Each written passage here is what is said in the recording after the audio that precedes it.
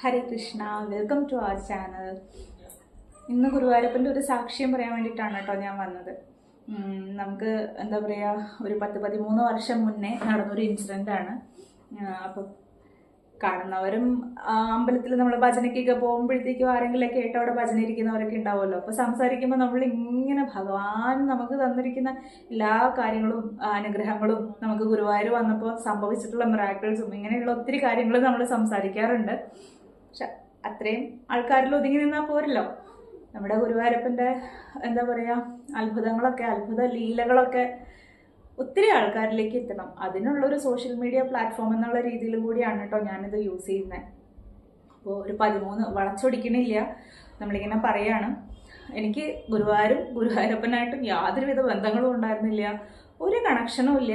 കൃഷ്ണൻ എന്ന് പറയുന്നത് പണ്ട് സീരിയൽ ഉണ്ടായിരുന്നില്ലേ, നമ്മുടെ മഹാഭാരതവും അതേപോലെയുള്ള സീരിയലുകളൊക്കെ കാണുമ്പോഴത്തേക്കും ആ ഒരു കൃഷ്ണൻ എന്ന് പറയുന്ന ഒരു കഥാപാത്രം, കൃഷ്ണനോട് തോന്നുന്നൊരു സിമ്പതി, ഇഷ്ടം, അങ്ങനെയുള്ള കാര്യങ്ങളൊക്കെ ഉണ്ടായിരുന്നുള്ളൂ. അല്ലാണ്ട് കൃഷ്ണനെ അങ്ങനെ ജീവന് തുല്യം സ്നേഹിക്കാൻ പറ്റുന്ന രീതിയിലുള്ള ഒരു ഇൻസിഡൻറ്റും എൻ്റെ ജീവിതത്തിൽ അന്ന് അത്രയും നാളത്തെ നിമിഷങ്ങളിലൊന്നും ഉണ്ടായിട്ടില്ല.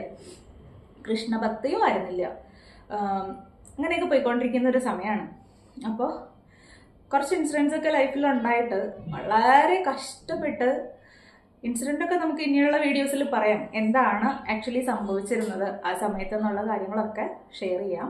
ഇപ്പോൾ വളരെ ബ്രീഫായിട്ട് ഞാൻ പറയുന്നതാണ് കേട്ടോ. എത്ര മിനിറ്റ് ആകും ഈ വീഡിയോ എന്നൊന്നും എനിക്കറിയില്ല. അപ്പോൾ ഒത്തിരി സ്ട്രഗിൾ ചെയ്തുകൊണ്ടിരിക്കുന്ന സമയമാണ്.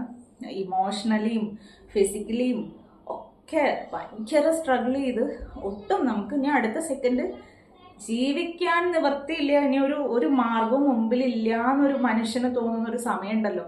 അപ്പോൾ ആ സമയത്ത് എൻ്റെ പ്രായം എന്ന് പറയുന്നത് ഓൾമോസ്റ്റ് ഒരു 22-23 വയസ്സ് അത്രയും ഉണ്ടാവുള്ളൂ.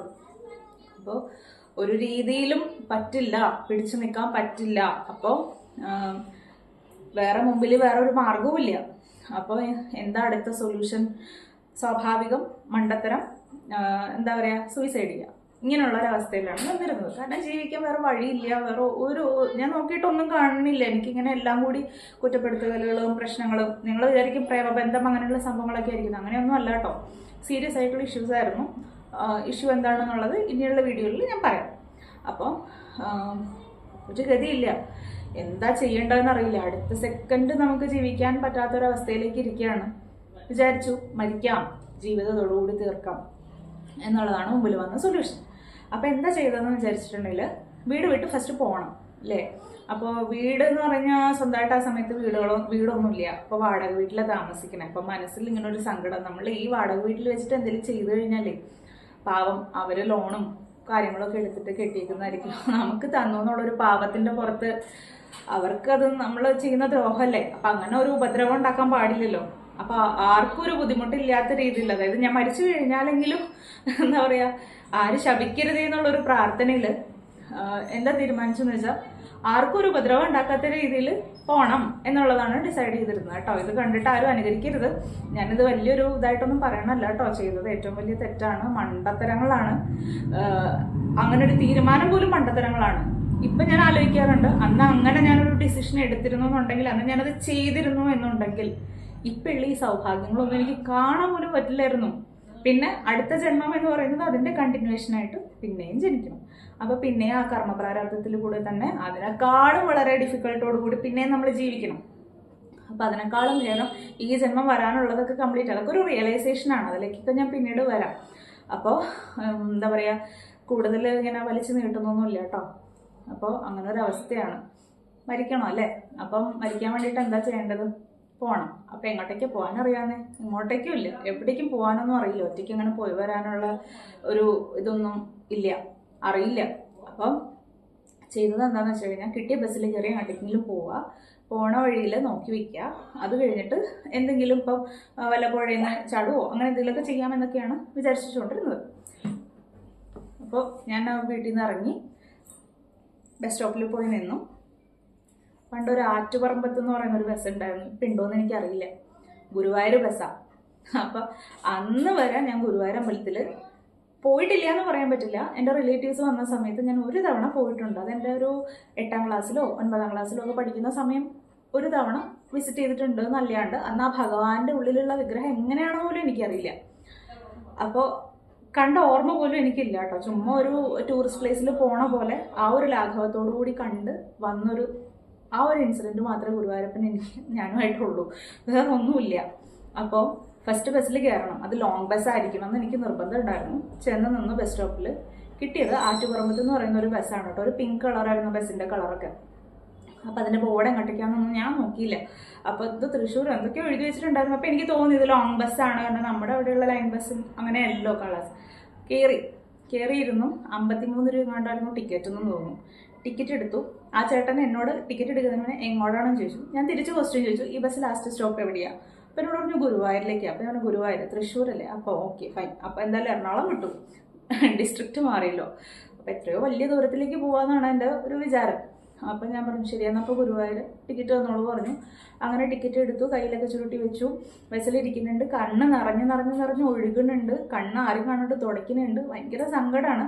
അപ്പോൾ വീട്ടിൽ നിന്ന് ഇങ്ങനെ കുളിച്ച് എന്താ പറയുക, ഒരു മുടിയിൽ ചെറിയൊരു പിന്നിട്ടിട്ട് അങ്ങനെ ഒരു കുളിപ്പിന്നലൊക്കെ ഇട്ടിട്ട് സാധാരണ ഒരു ചുരിദാറിട്ടുകൊണ്ടാണ് ഇറങ്ങിയിരിക്കണേ. അമ്പലത്തിലേക്ക് വന്ന് പൊട്ട് പോലും വെച്ചിട്ടില്ല എന്നാണ് തോന്നുന്നത്. കാരണം ആ സമയത്ത് അതിനുള്ള ഒരു മാനസികാവസ്ഥയൊന്നും ഇല്ല. ആ ഒരു ഈറിനോട് കൂടി തന്നെയാണ് വന്നേക്കുന്നതും. ബസ്സിൽ കയറിയിട്ട് കരയുന്നുണ്ട്, ഷോൾ വെച്ചിങ്ങനെ തുടയ്ക്കുന്നുണ്ട്. വന്നിട്ട് കയ്യിൽ വേറെ ഒന്നുമില്ല കേട്ടോ. ഒരു ചെറിയൊരു ഹാൻഡ് ബാഗ് മാത്രമേ ഉള്ളൂ. അതിൽ എന്താ പറയുക, വണ്ടിക്കൂലിക്കുള്ള ഏകദേശം ഒരു 300 രൂപ 350 അങ്ങനെ എത്രയ്ക്കോ കാശേ ഉള്ളൂ, കൂടുതലായിട്ടൊന്നുമില്ല. അപ്പോൾ ഇത് വെച്ചിട്ടാണ് വന്നേക്കണേ. അപ്പോൾ അങ്ങനെ ലാസ്റ്റ് സ്റ്റോപ്പ് എത്തി. എല്ലാവരോടും ഇറങ്ങാൻ പറഞ്ഞു. അപ്പം ഞാൻ ചോദിച്ചു ചേട്ടാ ഇതാണോ ലാസ്റ്റ് സ്റ്റോപ്പ്? അതെ ഇതാണ് ലാസ്റ്റ് സ്റ്റോപ്പ്. ഇറങ്ങി. അപ്പോൾ ഗുരുവായൂർ. അപ്പം ഗുരുവായൂർ എത്തിയില്ലേ? ഗുരുവായൂർ എത്തി. എനിക്ക് ഈ ഗുരുവായൂർ അമ്പലത്തിലേക്ക് എങ്ങോട്ടേക്കാണ് പോകണമെന്നൊന്നും അറിയില്ല. ആ സമയത്ത് അത് അന്വേഷിക്കേണ്ട ആവശ്യമില്ലല്ലോ. പക്ഷെ എനിക്ക് തോന്നി ആ അമ്പലത്തിൽ ചെന്ന് കഴിഞ്ഞപ്പോൾ ഞാൻ ചോദിച്ചു ചേട്ടാ ഈ ഗുരുവായൂർ അമ്പലം എവിടെയാണ്? അപ്പോൾ എന്നോട് ഒരു വഴിയിൽ കരിക്ക് വെട്ടുന്ന ഒരു ചേട്ടൻ പറഞ്ഞു ദേ ഈ ബാക്കിൽ കാണുന്നല്ലേ ഗുരുവായൂർ അമ്പലം, ഈ നട വഴി കയറിയാൽ മതി, ഉള്ളിലേക്ക് പോയാൽ മതി, ഇതാണ് ഗുരുവായൂർ അമ്പലത്തിൻ്റെ ഒരു നടയാണ് എന്ന് പറഞ്ഞു. പിന്നെ ആ ഓക്കെ. അപ്പോൾ കണ്ണിന് ഇങ്ങനെ വെള്ളം തോരണില്ല കേട്ടോ, കരഞ്ഞുകൊണ്ടേ ഇരിക്കുകയാണ്. പക്ഷെ ആരും കാണണമൊന്നുമില്ല. ഇന്ന് തുടച്ച് കളയാണ്. അപ്പോൾ മുഖമൊക്കെ ഇങ്ങനെ ഭയങ്കരമായിട്ട് കരഞ്ഞ് ക്ഷീണിച്ച് വല്ലാത്തൊരവസ്ഥയിലാണ് നിൽക്കണേ. അപ്പോൾ ഞാൻ വിചാരിച്ചു മരിക്കണമല്ലോ, എങ്ങനെയാണ് മരിക്കേണ്ടത്, ഇവിടെ എന്താ ചെയ്യേണ്ടത്, വല്ല റൂം എടുത്തിട്ട് അങ്ങനെ മരിക്കണോ അല്ലെങ്കിൽ വേറെ ഏതെങ്കിലും രീതിയിൽ മരിക്കണോ, അതോ വരണ വഴി കുറേ പുഴകൾ കണ്ടു, കുറേ ഇത് കണ്ടു, അപ്പോൾ അങ്ങനെ എന്തെങ്കിലും ചെയ്യണോ, അങ്ങനെയൊക്കെയുള്ള പല കൺഫ്യൂഷനിൽ ഞാൻ അവിടെ നിൽക്കുകയാണ്. പെട്ടെന്ന് എൻ്റെ മനസ്സിൽ അപ്പോൾ ഒരു അമ്മമ്മ ഇങ്ങനെ മോളെ തൊഴാൻ വേണ്ടിയിട്ടാണോ ഈ നടയാണോ അങ്ങനെയൊക്കെ ചോദിച്ചു. ഒരു അമ്മമ്മ സംശയം ചോദിച്ചു. അപ്പം എന്നോട് പറഞ്ഞു അമ്മേ എനിക്കറിയില്ല, ഞാൻ ഫസ്റ്റ് ടൈമാണ്, മോള് തൊഴാനാണെങ്കിൽ എന്താ ഞങ്ങളുടെ കൂടെ പോകുന്നു എന്നൊക്കെ ഇങ്ങനെ ഒരു ഡിസ്കഷൻ അവിടെ വന്നു. അപ്പോൾ ഇല്ല ഞാൻ വരണില്ല എന്നൊക്കെ പറയുന്നത് ഒരു കൺഫ്യൂഷൻ സ്റ്റേജിൽ ഞാൻ അവിടെ തന്നെ ഇറങ്ങി നിന്ന് അവിടെ തന്നെ ഞാൻ നിൽക്കുകയാണ്. അപ്പോൾ എനിക്ക് തോന്നി ഇവിടെ വന്നല്ലേ, ഇവിടം വരെ വന്നല്ലേ, എന്തായാലും ഇവിടം വരെ എത്തിച്ചു. എൻ്റെ ജീവിതം എന്തായാലും ഇപ്പോൾ ഈ ഒരു അവസ്ഥ വരെയൊക്കെ എത്തിയില്ലേ, അപ്പോൾ ഇതൊന്നും അവസാനിക്കാൻ പോവാണല്ലോ, എന്നാൽ പിന്നെ ഉള്ളിലിരിക്കണം അതിനെ കണ്ടിട്ട് കൂടെ പോയേക്കാം. ഇങ്ങനെയാണോ ചിന്തിക്കണം, അല്ലാണ്ട് ഒരു റെസ്പെക്റ്റിലൊന്നുമില്ല. ഉള്ളിലിരിക്കുന്നതിനെ കണ്ടിട്ട് പോയേക്കാം. എന്തായാലും ആളോട് ചോദിക്കാമല്ലോ എന്തിനാ ഇങ്ങനെ ജനിച്ച് ഇങ്ങനെ മുമ്പിലേക്ക് വന്ന് എന്തിനാ എന്നുള്ളൊരു ക്വസ്റ്റ്യൻ ചോദിച്ചിട്ട് മരിക്കാമല്ലോ. അങ്ങനെയൊക്കെ എന്തൊക്കെയോ ഭയങ്കര ഒരു എന്താ പറയുക, ഭയങ്കര കുഴപ്പം പിടിച്ചൊരു മാനസികാവസ്ഥയിലാണ് ഇരുന്നിരുന്നത്. ഭഗവാനെ ഭയങ്കരമായിട്ട് പുച്ഛമോ ദേഷ്യമോ എന്തൊക്കെയോ ഒരു വികാരമായിരുന്നു ആ സമയത്ത്. ഒന്നും നോക്കിയില്ല, ഉള്ളിലേക്ക് നടന്നു കഴിഞ്ഞപ്പോഴത്തേക്കും എനിക്ക് ക്യൂ എവിടെയാണെന്നുള്ളതൊന്നും എനിക്ക് വലിയ ഐഡിയ ഇല്ല, എന്താണെന്ന് ഒരു പിടുത്തവും കിട്ടുന്നില്ല. എത്തി എന്നുള്ളത് മാത്രം എനിക്കറിയാം. ഉള്ളിലേക്ക് നടക്കണു, 2 സൈഡ് കടകളൊക്കെ ഉണ്ട്. അങ്ങനെ കഴിഞ്ഞു, ഉള്ളിലേക്ക് കയറി. അപ്പോൾ അവിടെ പോലീസുകാർ ചെക്കിങ്ങിലുണ്ടല്ലോ, ബാഗ് പേഴ്സ് മൊബൈലൊക്കെ ഉണ്ടോ എന്ന് ചോദിച്ചു. അപ്പോൾ മൊബൈൽ ഫോൺ ഉണ്ടായിരുന്നു. ആ മൊബൈൽ ഫോൺ എടുത്ത് ക്ലോക്ക് റൂമിൽ കൊണ്ടുപോയി വെച്ചിട്ട് വരാൻ പറഞ്ഞു. അങ്ങനെ ക്ലോക്ക് റൂം എവിടെയാണെന്ന് അവർ പറഞ്ഞു തന്നുകൊണ്ടിട്ട് മനസ്സിലായി. അപ്പോൾ അവിടെ കൊണ്ടുപോയി വെച്ചിട്ട് വന്നു. അപ്പം ഞാൻ വിചാരിച്ചു ഇത്ര വലിയ ക്ഷേത്രമായിട്ട് ഇവിടെ തിരക്കൊന്നുമില്ലല്ലോ എന്നൊക്കെ വിചാരിച്ചിട്ട് വലിയ കാര്യത്തിനുള്ളിലേക്ക് അവർ ചെക്കിംഗ് ഒക്കെ കഴിഞ്ഞ് അയച്ചു. ഉള്ളിൽ ചെന്നു, ചുറ്റിത്തിരിയാണ്. ഒരു തവണ ഫുള്ള് ചുറ്റി, അത്യാവശ്യം തിരക്കുണ്ട്. രണ്ടാമത്തെ തവണ ചുറ്റി വന്നപ്പോഴാണ് ഒരു കാര്യം ശ്രദ്ധയിൽപ്പെട്ടത്. അത്യാവശ്യം പുറത്തുനിന്ന് ഏതോ ഒരു വഴി കൂടിയിട്ട് ക്യൂവിൽ നല്ല തിരക്കോടുകൂടി ആൾക്കാർ ഉള്ളിലേക്ക് കയറുന്നുണ്ട്. അപ്പോൾ ഇതുവഴിയാണ് ദർശനം എന്നുള്ള രീതിയിൽ എനിക്ക് ആ കൊടിമരത്തിൻ്റെ അവിടെ നിന്നപ്പോൾ മനസ്സിലായി. ഒന്നും കൂടി വട്ടമിട്ട് ഒന്നും കൂടി ചുറ്റി. അപ്പോൾ അത് അയ്യപ്പസ്വാമിയുടെ അവിടെ എന്താ പറയുക ഒരു ക്യൂ പോകുന്നുണ്ട്, ഉള്ളിലേക്ക് പോകുന്നുണ്ട്. അപ്പം ഞാൻ വിചാരിച്ചു ഈ ക്യൂ ആണോ ആ ക്യൂ എന്നൊക്കെ പറയാം. അതായത് ഒന്നും മനസ്സിലാവണില്ല. ഫസ്റ്റ് ടൈം എത്തപ്പെട്ട ഒരാൾക്ക് എന്താണ് മനസ്സിലാവുക? അങ്ങനൊരു ഇതിൽ നിൽക്കുകയാണ്. അപ്പം ഞാൻ കരയണമുണ്ട്, നല്ല രീതിയിൽ കരയണമുണ്ട്, ഭഗവാനോട് എണ്ണിപ്പറക്കി എന്തൊക്കെയോ പരാതികൾ പറയുന്നുണ്ട്. എല്ലാം എന്താ പറയുക, വളരെ ഹാർഷായിട്ടുള്ള രീതിയിലാണ്. ഒരു സന്തോഷമില്ലല്ലോ, വളരെ ദുഃഖത്തിൽ ഇരിക്കുന്ന ഒരവസ്ഥയിൽ ഭഗവാന്റെ മേളിലാണ് എല്ലാ പഴിയും ഇട്ടുകൊണ്ടിരിക്കുന്നത്. അറിവില്ലായ്മയാണ്. അപ്പോൾ അങ്ങനെ കറങ്ങി തിരിഞ്ഞ് ചുറ്റിത്തിരിഞ്ഞ് കരഞ്ഞ് പിഴിച്ച് എനിക്ക് മനസ്സിൽ ഉള്ളിൽ കയറാൻ പറ്റില്ലയാണ്. അപ്പോൾ ഞാൻ അവിടെ ഒരു നീലയോ പിങ്കോ എന്തൊക്കെയോ ഒരു മേലാടൊക്കെ ഇട്ടേക്കുന്ന ഒരാളോട് ഞാൻ ചോദിച്ചു. എനിക്കറിയാം, മനസ്സിലായി അവിടെ വർക്ക് ചെയ്യുന്ന ഒരു ഓഫീസറാണെന്നുള്ളത് മനസ്സിലായി. ഞാൻ ചെന്ന് ചോദിച്ചു, ചേട്ടാ എനിക്ക് തൊഴണമായിരുന്നു, ഏത് വഴി കൂടിയാണ് തൊഴാൻ പറ്റുക എന്ന് ചോദിച്ചു. അപ്പോൾ ക്യൂ വെളിയിൽ നിന്നിട്ട് സ്റ്റാർട്ട് ചെയ്യണത്, വെളിയിലേക്ക് പോയിട്ട് അവിടെ നിന്ന് ക്യൂ കയറണം എന്നാണ് പറഞ്ഞത്. അപ്പോൾ എനിക്ക് അങ്ങനെ ക്ഷമയോടെ കണ്ടു നിന്ന് തൊഴാൻ വേണ്ടിയിട്ട്, ഞാൻ എൻ്റെ ബുദ്ധിമുട്ട് മാറ്റാൻ വേണ്ടിയിട്ടൊന്നും അല്ലല്ലോ വന്നത്.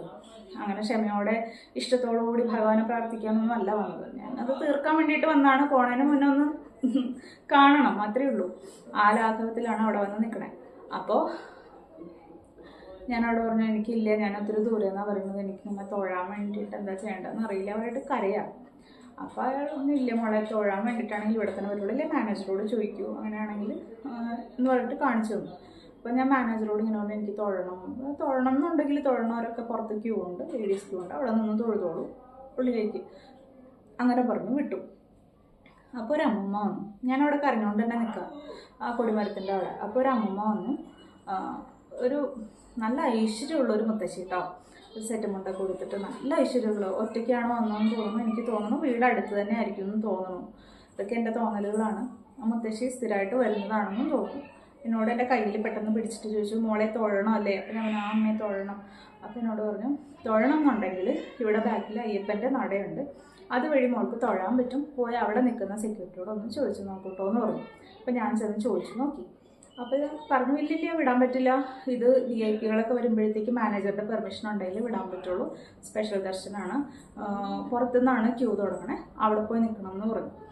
അപ്പം ഞാൻ പറഞ്ഞു, ഭൂമിയിൽ ജീവിക്കുമ്പോഴും ഭഗവാന്റെ ഒരു അനുകമ്പയോ ഒന്നുമില്ല, പിന്നെ ഉള്ളിൽ കയറി തൊഴാനാണെങ്കിൽ ഇത്തരം ഫോർമാലിറ്റി, പിന്നെ അങ്ങനെയാണ് തൊഴേണ്ട ആവശ്യമൊന്നുമില്ലല്ലോ, ഇവിടെ വല്ലയിടത്ത് ഇരുന്നാൽ പോരെ, എന്തിനിപ്പോൾ കണ്ടു തൊഴുതിട്ട്. അത്രയ്ക്ക് വലിയ ശക്തിയുള്ള ഈശ്വരനാണെന്നുണ്ടെങ്കിൽ മനുഷ്യന് ഇത്രയും എന്താ പറയുക വിഷമിപ്പിക്കേണ്ട ആവശ്യമൊന്നുമില്ലല്ലോ. അതിന് വേണ്ടിയിട്ട് തെറ്റൊന്നും എന്തായാലും ഈ ജന്മം ചെയ്തിട്ടില്ല. അപ്പം അത്രയും എന്താ പറയുക മനസ്സ് നിർമ്മലമാക്കി വെച്ചിട്ട് ഒരു ചെറിയൊരു മിസ്റ്റേക്ക് ജീവിതത്തിൽ പറ്റിയതിൻ്റെ പുറത്താണ് ഈ കണ്ട എല്ലാം സംഭവിച്ചിരിക്കുന്നത്. അപ്പോൾ അങ്ങനെയുള്ള ഈശ്വരനെ ഞാൻ എന്തിനാ കാണണ്ടേ, അതിൻ്റെ ആവശ്യമില്ലല്ലോ എന്നൊക്കെ പറഞ്ഞിട്ട് എന്തൊക്കെയോ പുലമ്പിക്കൊണ്ട് അവിടെ നിൽക്കുകയാണ്. കരയണുണ്ട്, കരച്ചിലൊന്നും അടക്കാൻ പറ്റണില്ല കേട്ടോ. അതൊക്കെ ആലോചിക്കുമ്പോൾ ഇപ്പോഴും സങ്കടമാണ്. അപ്പം അറിയാണ്ട് ആ കൊടിമരത്തിൻ്റെ അവിടെ നിന്നിട്ട് പറഞ്ഞു, ഭഗവാനെ വിശന്നിട്ടും വയ്യ, കാരണം വെച്ചാൽ സാധാരണ സമയമാകുമ്പോഴത്തേക്കും ജോലിക്ക് പോയി, അപ്പം രാവിലെ ഭക്ഷണം കഴിച്ചിട്ടൊക്കെ ആയിരിക്കില്ലേ പോണേ. അപ്പം അതൊന്നും കഴിച്ചിട്ടില്ല, കുളിച്ച് വന്ന വഴി എന്തോ കിട്ടിയത് ഇട്ടു പിറക്കി കൂട്ടിന്ന് ഇറങ്ങിയെന്നല്ലാണ്ട് ഒന്നും കഴിച്ചിട്ടില്ല, രാത്രി ഒന്നും കഴിച്ചിട്ടില്ല, കഴിക്കാനുള്ള മനസ്സില്ല, കഴിച്ചങ്ങോട്ട് ഇറങ്ങില്ല, അങ്ങനെയൊക്കെയുള്ള ഒരവസ്ഥയാണ്. അപ്പോൾ അവിടെ ഒന്ന് അറിയാണ്ട് മനസ്സിൽ പറഞ്ഞു പോയതാ, വിശന്നിട്ട് വയ്യ എന്ന്. അപ്പോൾ ചാവാൻ പോണവൻ എന്താ വിശപ്പ് എനിക്കറിയില്ല, അവിടെ വന്നപ്പോൾ എനിക്ക് വിശന്നു. സാധാരണ കുറേ ദിവസം കരഞ്ഞുകൊണ്ടൊക്കെ ഇരുന്ന് കഴിഞ്ഞാൽ വിശപ്പൊന്നും അങ്ങനെ തോന്നാറില്ല, പക്ഷേ എനിക്കെന്തോ അറിയില്ല, എനിക്ക് അന്ന് അവിടെ വന്നപ്പോൾ വിശന്നു. അപ്പോൾ ഞാനിങ്ങനെ പറഞ്ഞും പോയി, വിശന്നിട്ടും വയ്യ. കുറച്ചു നേരം കഴിഞ്ഞപ്പോൾ അവിടെ നിൽക്കണ ഒരാൾ വന്നിട്ട് എന്നോട് കരഞ്ഞുകൊണ്ടേ ഇരിക്കുകയാണല്ലോ, കൊടിമരത്തിൻ്റെ അവിടെ സൈഡിൽ അവിടെ ഭയങ്കര തിരക്ക് കാരണം കുറച്ച് ആൾക്കാരൊക്കെ അവിടെ ഇരിക്കുന്നുണ്ട്. അപ്പോൾ ഞാൻ വിചാരിച്ചു കുറച്ച് നേരം ഇരിക്കാം എന്ന് കരുതി അവിടെ പോയി ഇരിക്കുകയാണ്. ഇരുന്നിട്ടും കണ്ണീരൊന്നും തോരണില്ല, കരഞ്ഞ്, അതായത് നമ്മൾ കരണ്ടാന്ന് വിചാരിച്ചാലും കണ്ണീരിന് അങ്ങനെ വന്നുകൊണ്ടിരിക്കുകയാണ്. അപ്പോൾ ഒരു നല്ല സുന്ദരനായിട്ടുള്ളൊരു പയ്യൻ, പുള്ളി വന്നിട്ട് എൻ്റെ അടുത്ത് വന്നിട്ട് ചോദിച്ചു, ID കാർഡൊക്കെ ഇട്ടിട്ടുണ്ട് കേട്ടോ, അവിടുത്തെ സ്റ്റാഫാണെന്ന് മനസ്സിലായി. വന്നിട്ട് ചോദിച്ചു, കുട്ടിക്ക് തൊഴണോ എന്ന് ചോദിച്ചു. അപ്പം ഞാൻ പറഞ്ഞു, തൊഴണം എന്ന് പറഞ്ഞു. അപ്പോൾ എന്നോട് പറഞ്ഞു, ഇവിടെ ഇരിക്കും ഇപ്പോൾ വരാമെന്ന് പറഞ്ഞു. ശരി പറഞ്ഞു. അവിടെ ഇരുന്ന് കഴിഞ്ഞ് വർഷം കഴിഞ്ഞപ്പോഴത്തേക്ക് ആളെന്നോട് വന്നിട്ട് പറഞ്ഞു, ഞാൻ വിളിക്കുമ്പോഴേ അയ്യപ്പൻ്റെ നടയുടെ അവിടെ വരണം, അപ്പോൾ ഉള്ളിൽ കയറി തൊഴാമെന്ന് പറഞ്ഞു. ശരിയെന്ന് പറഞ്ഞു. അപ്പോൾ ഞാൻ അവിടെ തന്നെ ഇരിക്കുകയാണ്. ഇയാൾ പിന്നെയും വന്നിട്ട് എന്നോട് ചോദിച്ചു, അതെ ഇപ്പോൾ ഉച്ചകോടിക്ക് നട അടയ്ക്കും, കുട്ടി ഇനി നട തുറന്നിട്ട് ഉള്ളിൽ കയറി ഇയാൾക്ക് തൊഴാം. പിന്നെ ആയിക്കോട്ടെ, നമുക്ക് പിന്നെ ധൃതി നേരമൊന്നും ഇല്ലല്ലോ, ഇപ്പം എന്തായാലും തൊഴാനുള്ള ഒരു ഓപ്പർച്യൂണിറ്റി കിട്ടി, അപ്പം എന്നാൽ പിന്നെ കണ്ടിട്ട് ടാറ്റ ഗുഡ് ബൈ പറഞ്ഞിട്ട് പോയേക്കാം എന്നായിരുന്നു എൻ്റെ ധാരണ. ശരി എന്ന് പറഞ്ഞു. അപ്പോൾ ഇയാൾ എന്നോട് പിന്നെയും വന്നിട്ട് ചോദിച്ചു, ഇയാളെന്തെങ്കിലും കഴിച്ചായിരുന്നോ എന്ന് ചോദിച്ചു. അപ്പം ഞാൻ പറഞ്ഞു, അപ്പം ഞാൻ മനസ്സിലാക്കി ഇയാളെങ്ങനെ ഞാൻ കഴിച്ചു ഇല്ലെന്നൊക്കെ ഇയാൾക്ക് അറിയേണ്ട ആവശ്യമുണ്ടോ. അപ്പം ഞാൻ ആന്ന് പറയണോ വേണ്ടാന്ന് പറയണോ ഒന്നും അറിയില്ല. ഞാനിങ്ങനെ കണ്ണും പിടിച്ച് ഞാനിങ്ങനെ നോക്കി നിൽക്കുകയാണ്. എന്ത് ഉത്തരം പറയണമെന്ന് പോലും എനിക്കറിയില്ല. ഇയാൾ എന്നോട് പറഞ്ഞു ഒരു കാര്യം ചെയ്യക്കുട്ടി എൻ്റെ കൂടെ വന്നോളൂ പറഞ്ഞു. അപ്പം അന്ന് ആ സമയത്ത് ഊട്ടുപുര, അത് നമ്മുടെ ഇപ്പം കുഞ്ഞുങ്ങളെ ചോറൂണ് കൊടുക്കില്ലേ മേളിൽ, ആ ഭാഗത്തായിരുന്നു അന്ന് ഊട്ടുപുര. അപ്പോൾ അവിടെയാണ് ഭക്ഷണം കൊടുത്തുകൊണ്ടിരുന്നത്. അപ്പം എന്നോട് പറഞ്ഞു കൂടെ വന്നോളാൻ പറഞ്ഞു. അപ്പോൾ ഉള്ളിലുള്ള ആ വഴി കൂടിയാണ് കൊണ്ടുപോകുന്നത്. അപ്പോൾ ഞാൻ ഇയാളോട് പറയാണ് ഇല്ല എനിക്ക് കഴിക്കേണ്ട, കാരണം വെച്ചാൽ നമ്മുടെയൊക്കെ വീടുകളിലൊക്കെ ഞങ്ങൾ രാവിലെ അമ്പലത്തിലൊക്കെ പോകുമ്പോൾ ഭക്ഷണം കഴിക്കാണ്ട് അമ്പലത്തിൽ പോകും. അമ്പലത്തിൽ പോയി വന്ന് നമ്മൾ തൊഴുതൊക്കെ കഴിഞ്ഞ് തിരിച്ച് വീട്ടിലെത്തി കഴിഞ്ഞിട്ടാണ് ഭക്ഷണം കഴിക്കുക. അപ്പോൾ അങ്ങനെ ഒരു ശീലമുള്ളത് കൊണ്ടിട്ട് ഇല്ല വേണ്ട എനിക്ക് കഴിക്കാനൊന്നും വേണ്ട എന്നുള്ളൊരു രീതിയിലാണ് ഞാൻ പറഞ്ഞത്. അപ്പം ആളെന്നോട് പറഞ്ഞു ഇല്ല സമയമുണ്ട്, കഴിച്ചിട്ട് ഭഗവാനെ കാണാം എന്ന് പറഞ്ഞു.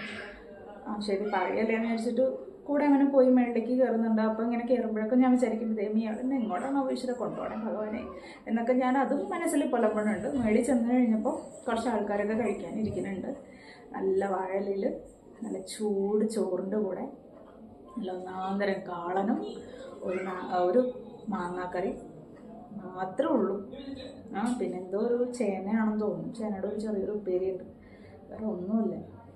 അത് കഴിച്ച് ഒരു പിടിയെടുത്ത് വായിൽ വെച്ചപ്പോൾ തന്നെ ഉണ്ടല്ലോ കണ്ണിനിങ്ങനെ വെള്ളം. അയ്യോ കരച്ചിലെന്ന് പറഞ്ഞാൽ എനിക്ക് കരച്ചിൽ അടക്കാൻ പറ്റാത്ത സ്ഥിതി. ഇപ്പോൾ വിങ്ങി വിങ്ങി വിങ്ങി പൊട്ടിക്കരയണമായിരുന്നു. കാരണം എന്താണെന്ന് വെച്ച് കഴിഞ്ഞാൽ ഞാൻ ആ ഭക്ഷണം ഓരോ വാ കഴിക്കുമ്പോഴും എനിക്ക് ഓരോ ഉത്തരങ്ങളാണ് കിട്ടിക്കൊണ്ടിരുന്നത്. കാരണം ഞാൻ ആദ്യത്തെ വാ കഴിച്ചപ്പോൾ എനിക്ക് മനസ്സിലായ ഫീൽ എന്താണെന്നറിയാമോ, എന്നെ കേൾക്കാൻ ആളുണ്ട് എന്നുള്ളത്. അങ്ങനെയല്ലേ നമ്മൾ വലിയ പ്രശ്നങ്ങളിൽ പെട്ട് നമ്മുടെ ജീവിതം പോലും അവസാനിപ്പിക്കാൻ വേണ്ടി നമ്മൾ നിൽക്കുമ്പോൾ നമ്മളെ കേൾക്കാൻ വേണ്ടിയിട്ട് ഒരാളുണ്ടെങ്കിൽ ചിലപ്പോൾ നമ്മൾ ആ ഒരു തീരുമാനം മാറ്റിയേക്കാം. അത് മനുഷ്യൻ്റെ രൂപത്തിലില്ലാത്തതുകൊണ്ട് സാക്ഷാൽ ഭഗവാൻ തന്നെ അതെനിക്ക് ഉണർത്തി തന്നു എന്നുള്ളതാണ് എൻ്റെ ആത്മാവിന്. എന്നെ കേൾക്കാൻ ഞാനുണ്ട് എന്നുള്ളത് ഭഗവാൻ അതാണ് എന്നെ മനസ്സിലാക്കുക. കാരണം അത്രയും മനുഷ്യരവിടെ നിൽക്കുന്നുണ്ട് എന്നോട്. പ്രത്യേകിച്ച് കാരുണ്യം തോന്നുന്നുണ്ട് ആവേശമൊന്നും ഇല്ല ആർക്കും. പിന്നെ ഞാൻ അവിടെ പോയിട്ട് ആരും കേൾക്കുകയൊന്നും അല്ല പറഞ്ഞത് എനിക്ക് വിശക്കണുണ്ട് എന്നുള്ളത്. ഞാൻ അവിടെ ചെന്ന് നിന്നു എന്നുള്ളത് സത്യമാണ്. അത്രയും പ്രശ്നത്തിലാണ് ഞാൻ പോയി നിന്ന് പോലും. അറിയാണ്ട് മനസ്സിൽ നിന്ന് ആ വിശപ്പിൻ്റെ ഒരു വിളി വന്നപ്പോൾ മനസ്സിൽ ചിന്തിച്ചു പോയതാണ് വിശക്കണുണ്ടല്ലോ എന്ന്. പക്ഷെ അതുപോലും ഭഗവാനെ ഞാൻ അത്രയും നേരം പുച്ഛിച്ചിരുന്നിട്ട് പോലും ഭഗവാൻ അന്ന് എനിക്ക് തന്ന ഉത്തരം എന്ന് പറഞ്ഞാൽ നിന്നെ കേൾക്കാൻ ഞാനുണ്ട് എന്നുള്ളതാണ്. വയറ് നിറയെ ഞാൻ ഭക്ഷണം കഴിച്ചു, കരഞ്ഞുകൊണ്ട്, കണ്ണീരിൻ്റെ ഉപ്പ് വീണ ഭക്ഷണം കരഞ്ഞുകൊണ്ട് ഞാൻ ആ ഭക്ഷണം മുഴുവൻ കഴിച്ചിട്ട് എനിക്ക് നീ വയറ് നിറയെ ഭക്ഷണം കഴിച്ചിട്ട് നീ സ്വസ്ഥമായിട്ട് ഇവിടെ ഇരിക്കൂ, നീ സ്വസ്ഥമായിട്ട് ഇരുന്നതിന് ശേഷം വയറ് നിറയെ എൻ്റെ മോൾ ഭക്ഷണം കഴിച്ചിട്ട് എന്നെ ഒന്ന് കണ്ടാൽ മതി കേട്ടോ എന്ന് പറയണത് പോലെയാണ് എനിക്ക് തോന്നിയത്. അതേപോലെ തന്നെ ഭക്ഷണം കഴിച്ച് ഞാൻ അവിടെ ഇരുന്ന് ഞാൻ കണ്ണടച്ച് ഞാൻ ഭഗവാനെ വിളിച്ചു പോയി. കാരണം എനിക്ക് ആ ഒരു എക്സൈറ്റ്മെൻറ്റ് മാറുന്നുണ്ടായിരുന്നില്ല. നിങ്ങൾ വിചാരിക്കും ഇതിലെന്ത് ഇപ്പം ഇത്ര വലിയ അത്ഭുതം, പക്ഷെ അങ്ങനെയല്ല. അതൊരു വെള്ളത്തിൽ വീണ് ഉറുമ്പിന് ഒരു ഇലയിട്ട് കൊടുക്കുന്ന ഒരവസ്ഥയായിരുന്നു അന്ന് എനിക്ക്. അന്ന് ഞാൻ ഉള്ളിൽ കയറി ഭഗവാനെ കണ്ടു കഴിഞ്ഞപ്പോഴത്തേക്കുണ്ടല്ലോ എനിക്ക് കരച്ചിൽ അടക്കാൻ പറ്റണില്ലായിരുന്നു. പൊട്ടി ഉറക്കി ഭഗവാനെ നിലവിളിച്ച് ഞാൻ കരഞ്ഞിട്ടുണ്ട്. അവിടെ വെച്ചിട്ട് ഭഗവാന്റെ മുമ്പിൽ വെച്ചിട്ട് നിലവിളിച്ച് ഞാൻ കരഞ്ഞിട്ടുണ്ട്. അപ്പം ഭഗവാന്റെ മുമ്പിൽ നമുക്ക് ആ കള്ളച്ചിരി കാണുമ്പോൾ ഭഗവാന്റെ മുമ്പിൽ പൊട്ടിക്കരയണം എന്നുണ്ടെങ്കിൽ അതിനും പുണ്യം ചെയ്യണം, മനസ്സറിഞ്ഞ് പ്രാർത്ഥിക്കാനുള്ളൊരു യോഗം വേണം, എല്ലാം വേണം. അന്ന് ഞാൻ ഭഗവാനെ കണ്ട ആ രൂപം ഇന്നും എൻ്റെ നെഞ്ചിലുണ്ട്. അന്ന് എനിക്ക് അവിടെ നിന്ന് ഇറങ്ങുമ്പോൾ കിട്ടിയ ഉത്തരം എന്താണെന്നറിയാവോ? ഞാൻ അവിടെ നിന്ന് ഇറങ്ങുകയാണ്, അതും വേറൊരു ഇൻസിഡൻ്റാണ്. ഞാൻ കറക്റ്റ് ദർശനം കഴിഞ്ഞു. ഞാൻ ഇറങ്ങുന്ന സമയത്ത് കറക്റ്റായിട്ട് ഇറങ്ങുന്ന വാതിൽക്കൽ ഇദ്ദേഹം വന്ന് നിൽക്കുന്നുണ്ട്. പോവല്ലേ കേട്ടോ, ഒരു മിനിറ്റ് നിൽക്കണേ, ഞാനിപ്പോൾ വരാം, വന്നതിന് ശേഷം ഇറങ്ങിയാൽ മതി പറഞ്ഞു. ഒരു വലിയൊരു സഞ്ചി നിറയെ 1 ലിറ്ററിൻ്റെ പാൽപ്പായസം, പിന്നെ കളഭം, പിന്നെന്താണ് ഭഗവാന്റെ എന്താ പറയുക വെണ്ണ, പഞ്ചസാര, എല്ലാ പ്രസാദങ്ങളും ഒരു കിറ്റ് നിറയെ എനിക്ക് കൊണ്ടുവന്ന് തന്നു. അപ്പം എനിക്കത് മുഴുവൻ വാങ്ങിക്കാനുള്ള കാശ് എൻ്റെ അടുത്തില്ല. അപ്പം ഞാൻ പറഞ്ഞല്ല എൻ്റെ അടുത്ത് കാശ്. പിന്നെ എനിക്ക് സംശയം, ഇയാളിനി നമ്മുടെ അടുത്ത് നിന്ന് കാശ് എന്തെങ്കിലും എക്സ്പെക്ട് ചെയ്തിട്ടാണോ നമുക്ക് ഇങ്ങനെ ചെയ്തിട്ടുണ്ട്. അപ്പം ഞാൻ എൻ്റെ അടുത്ത് കാശൊന്നും അങ്ങനെ ഞാൻ പറഞ്ഞപ്പോൾ തന്നെ ഇല്ല അതൊന്നുമില്ല, ഇത് ഭഗവാൻ തരാൻ പറഞ്ഞതാണെന്ന് പറഞ്ഞിട്ടാണ് എൻ്റെ കയ്യിൽ തരുന്നത് കേട്ടോ. തന്നിട്ട് ഞാൻ ഇറങ്ങാണ്. പുറത്തത്തെ പോലീസുകാരൊക്കെ നിൽക്കണ്ടല്ലോ, നമ്മൾ അതുവഴി ഇറങ്ങാണ്, വെളിയിലേക്ക് ഇറങ്ങാണ്. വെളിയിലെത്തി അപ്പോഴും ഇദ്ദേഹം കൂടെ വരികയാണ്. എന്നിട്ട് എന്നോട് പറഞ്ഞു ഇനി എന്നാ വരിക എന്ന് ചോദിച്ചു. അപ്പം ഞാൻ തിരിഞ്ഞൊരു നോട്ടം നോക്കി. ഇനി എന്നാ വരാന്ന് എന്നോട് ചോദിച്ചപ്പോൾ അടുത്ത ചോദ്യം, ഞാൻ ഒന്നും വേണ്ടിയില്ല കേട്ടോ, അടുത്ത ചോദ്യം എല്ലാ മാസവും വരണം എന്ന് പറഞ്ഞു. അപ്പം ഞാൻ കണ്ണിങ്ങനെ തുറച്ച് ഞാൻ നോക്കി എന്താ എന്നോട് പറയണേന്ന്. അപ്പം എന്നോട് പറഞ്ഞു എല്ലാ മാസവും വരണം, വന്ന് തൊഴണം, എല്ലാ മാസത്തിലും ഒരു തവണ വന്ന് തൊഴണം കേട്ടോ എന്ന് പറഞ്ഞു. എപ്പോൾ തൊഴാൻ വരികയാണെന്നുണ്ടെങ്കിലും ഞാനിവിടെ ഉണ്ടാവും, വന്ന് ഭഗവാനെ കണ്ടിട്ട് പോയാൽ മതി എന്ന് പറഞ്ഞു. അത് പറഞ്ഞപ്പോഴും എനിക്കതിന് ഉത്തരവൊന്നുമില്ല. കാരണം എന്താ ഞാൻ ചെയ്യണ്ടേ, അടുത്ത സെക്കൻഡ് എന്താണ് ഏതാണെന്ന് പോലും ഇല്ലാണ്ട് നിൽക്കുന്ന ഒരു നിമിഷത്തിൽ ഞാൻ എന്താ പറയുക, എനിക്കൊന്നും അറിയില്ല. പക്ഷെ ആ ഒരു ഇൻസിഡൻറ്റിന് ശേഷം ഞാൻ അവിടെ നിന്ന് അടുത്ത സ്റ്റെപ്പ് എടുത്ത് വെക്കുന്നത് അത് ഒരിക്കലും മരിക്കാൻ വേണ്ടിയിട്ടുള്ളതായിരുന്നില്ല, ജീവിക്കാൻ വേണ്ടിയിട്ടുള്ളതായിരുന്നു. കാരണം എനിക്ക് മനസ്സിലായി, എന്നെ ഭഗവാൻ ബോധ്യപ്പെടുത്തി തന്നു, നിന്നെ കേൾക്കാൻ ഞാനുണ്ട്, സമയമായിട്ടില്ല കുട്ടി, നിന്നെ കേൾക്കാൻ ഞാനുണ്ട്, നീ എൻ്റെ അടുത്ത് വന്ന് എത്തപ്പെട്ടു, നിന്നെ കേൾക്കാൻ ഞാനുണ്ട്. അപ്പോൾ അത്രയും നാളും ചോദിക്കാനും പറയാനും എനിക്ക് ആരും ഇല്ലാത്തതിൻ്റെ ഒരു വിഷമായിരുന്നു. അതോടുകൂടി അത് മാറി. കാരണം ഒരു ആത്മാവിൻ്റെ വേദന, ഇത്ര നല്ല കൗൺസിലറാണ് ഭഗവാൻ, ഞാൻ എപ്പോഴും ആലോചിക്കും. ഒരു മെൻറ്ററാണ്, ഒരു കൗൺസിലറാണ്, എന്താ ഭഗവാൻ അല്ലാത്തത് അല്ലേ? കാരണം അത്രയും പ്രശ്നത്തിൽ പെട്ടുപോയ എന്നെ ഒരൊറ്റ സെക്കൻഡ് കൊണ്ടിട്ട്, ഒരു നിമിഷം കൊണ്ടിട്ട് ഭഗവാൻ എന്നെ റീതിങ്ക് ചെയ്യിപ്പിച്ചു എന്നുണ്ടെങ്കിൽ അതൊരു വാക്ക് പോലും എന്നോട് കമ്മ്യൂണിക്കേറ്റ് ചെയ്യാണ്ട് എൻ്റെ ആത്മാവിനോട് കമ്മ്യൂണിക്കേറ്റ് ചെയ്തതാണ് ഭഗവാൻ. ഞാനത് തിരിച്ചറിഞ്ഞു എന്നുള്ളതാണ്. അന്ന് തൊട്ടിട്ട് ആ സൂയിസൈഡ് ചെയ്യണം എന്നുള്ളൊരു ചിന്ത പോലും എൻ്റെ മനസ്സിലില്ല. ജീവിക്കണം, അതിനുള്ള മാർഗം എനിക്ക് ഇന്നിപ്പോൾ ഈ നടന്ന നിമിഷം ഇത് സത്യമാണെങ്കിൽ നാളെ ജീവിക്കാനുള്ളതും എനിക്ക് ഭഗവാൻ കാണിച്ചു തരും. ഇന്ന് തൊട്ട് എൻ്റെ ജീവിതത്തിൽ ഭഗവാനുണ്ട്. ഞാൻ ഒറ്റയ്ക്കല്ല, എൻ്റെ കൂടെ ഒരാൾ ഇറങ്ങി നടന്നു വരുന്നുണ്ട്, എൻ്റെ കൂടെ ഒരാളുണ്ട്. അതെൻ്റെ സഹോദരനാണ്, എൻ്റെ ചേട്ടനാണ്. അപ്പം എൻ്റെ ചേട്ടൻ്റെ സ്ഥാനത്ത് എൻ്റെ ഭഗവാനാണ് എനിക്ക് നിൽക്കുന്നത് എന്നുള്ള ഒരു വലിയൊരു ബോധ്യം. കാരണം കണ്ണാടി പോലെയാണ്, നമ്മൾ എന്തായിട്ട് കാണുന്നു അതാണ് ഭഗവാൻ. നമുക്ക് കാമുകനായിട്ട് കണ്ടിട്ടുണ്ടെങ്കിൽ തീർച്ചയായിട്ടും അത് തന്നെയാണ് ഭഗവാൻ. അപ്പോൾ ഭഗവാനെ രാജകീയമായിട്ട് രാജാവായിട്ട് അതാണ് ഭഗവാൻ. അതേപോലെ ഉണ്ണിക്കണ്ണനായിട്ട് നമ്മുടെ കുഞ്ഞിനെ പോലെ, നമ്മുടെ മകനെ പോലെ ചേർത്ത് പിടിക്കുകയാണെങ്കിൽ അതാണ് ഭഗവാൻ. ജ്യേഷ്ഠനായിട്ട് കാണുകയാണെങ്കിൽ സാക്ഷാൽ നരസിംഹം സ്വാമിയായിട്ട് ഭഗവാൻ നമ്മളെ പ്രൊട്ടക്റ്റ് ചെയ്യും. സാക്ഷാൽ പ്രൊട്ടക്റ്റ് ചെയ്തുകൊണ്ടിരിക്കുന്ന ഇപ്പോഴും എൻ്റെ കൈ എൻ്റെ ജ്യേഷ്ഠനെ പോലെ എന്നെ മുറുകെ പിടിച്ച് ഇന്ന് എൻ്റെ ജീവിതം, എനിക്ക് ഇന്ന് കാണുന്ന എൻ്റെ ജീവിതത്തിലേക്ക് എത്തിച്ചത് എൻ്റെ ഭഗവാൻ എൻ്റെ ആത്മാവിനോട് അന്ന് കമ്മ്യൂണിക്കേറ്റ് ചെയ്ത കാര്യങ്ങൾ കൊണ്ടിട്ട് തന്നെയാണ്. അന്ന് തൊട്ട് ഇന്ന് ഈ നിമിഷം വരെ ഭഗവാൻ ജീവിതത്തിൽ കാണിച്ചു തന്നേക്കുന്ന അത്ഭുതങ്ങൾക്ക് ഒരു കൈകണക്കുമില്ല. അത്രയും അത്ഭുതങ്ങൾ കിട്ടാൻ വേണ്ടിയിട്ട് എന്ത് പുണ്യം ചെയ്തോന്ന് എനിക്കറിയില്ല. സർവം കൃഷ്ണാർപ്പണമസ്തു.